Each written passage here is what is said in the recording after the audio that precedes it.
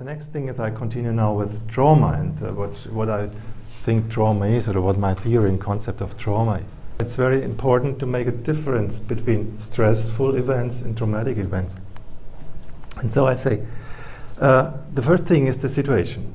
We face some risk, and mortal risk in the trauma situation, and we are not capable to deal with this, and our stress programs are not useful in this moment. Yeah? And there is also something that's very important to know, that if we continue with our stress programs in these situations, we would heighten the risk that we die. So our stress program become for us dangerous. If you stay longer in our stress programs, that will kill you. So this is what in the trauma situation is the problem. Of course, it's good to react with stress programs, but then there comes the point where you have to decide, or unconsciously there is made a decision that stop the stress programs, otherwise you will kill yourself. And this is a state of helplessness. Nothing to do. Just shut down your stress programs. That's all you can do now in such a situation. And this is a huge consequence then. Yeah, and this is contradictions, and so the solution of this contradiction is that we freeze, dissociate, and in the end we split our whole personality in order to survive. Trauma means ending up in a program that say surviving is the most important thing, and whatever helps, we do it, and passivity is a way to survive. So this is the reason why many people are passive when they are confronted with conflicts. And if you are passive, if you are confronted with a conflict, maybe behind there is experience of trauma that you learned. Passivity is the only way to survive conflict. Yeah, and from these ideas about the difference between the stress and the trauma, I made this model of the personality that is split after a traumatic experience. And my idea is, and my experience is, that if we were before the traumatic experience, we were a person, a whole person somehow, a whole person, an integrated person.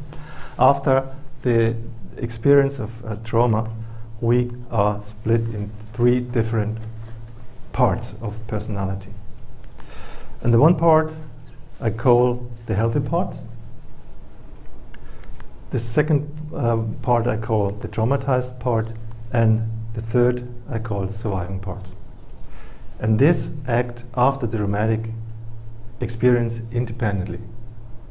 Instead of being one person having one personality, after the trauma experience we have 3 different personalities, sub-personalities that act independently from each other. And so that needs, of course, some definitions, and it was very important for me to have some clear ideas about what belongs to the healthy structure of our psyche, and what belongs to the surviving parts of our psyche, and what belongs to the traumatized parts of our psyche. So, just some ideas. What means healthy? Being in a healthy state. That means your perception is clear and realistic.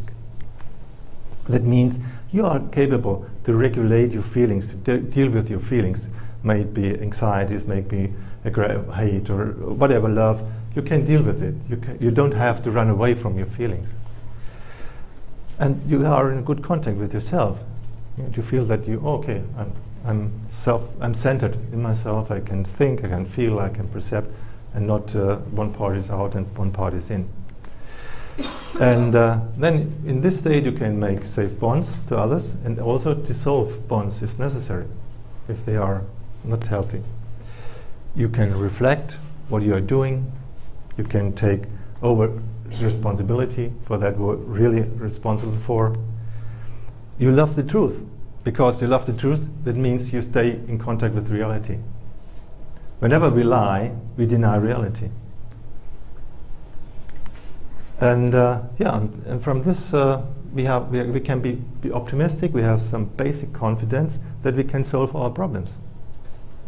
That is, there's a way out. We find something. Even if we do not know how it goes particularly, but we know we will find a way.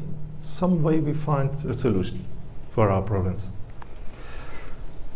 Yeah, true autonomy we talked before, and this healthy parts are all these parts that in the end are able to confront trauma, to confront ourselves again with the traumatic situation afterwards, then in therapy. We need our healthy part to deal with trauma.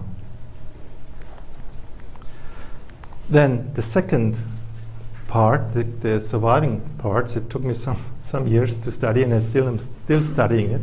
You can study it in psychotherapy, you can study it watching TV, you can study reading newspapers. In everyday life, you can study our surviving parts. And their job is, and their main duty is to construct and guard the splits in the psyche. That's their obligation. They need to do that. And they're like watchers, they're soldiers, standing in front when there's somebody trying to break down these borders and say, go there. Oh, it's dangerous, don't do it.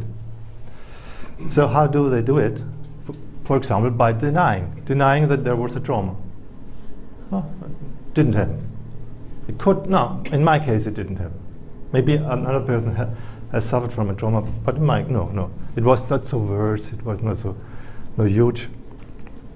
And though they're always keeping the traumatized parts out of consciousness, out of our everyday life, they do it by avoiding memories, they do it by controlling, they're very good controllers. They're doing by looking for compensations. If I cannot get the feelings, what I needed, the symbiotic needs that I have, I do not get it by good contact with others. I take it by drugs or pills or whatever is available. It helps them not to go too deep into the real reasons and causes of the events. Yeah, and they produce splits. If necessary, if one strategy runs out, then they have a newer strategy and split the older strategy off. They do the best that they can to guard the split. Yeah, and the third part, the characteristics of the traumatized parts are the following, as I've found out. They are those who store the memory of the trauma. They know all about it, what happened. They are always in the same age as when they were when the original trauma occurred. That means if the trauma was in the year of 2 years, when you have been 2 years and were traumatized, then this traumatized part in you is 2-year-old child. And they're still engaged with the trauma process. They can be triggered suddenly, some smell or some rumor or something you see that reminds you, triggers the trauma. They come suddenly up, and then the surviving parts are coming and suppressing them again. And what's very important is they want to be released. They are there, they wait for us. They wait for the healthy parts to address them and to go into contact with them and help them to come out of the state of trauma.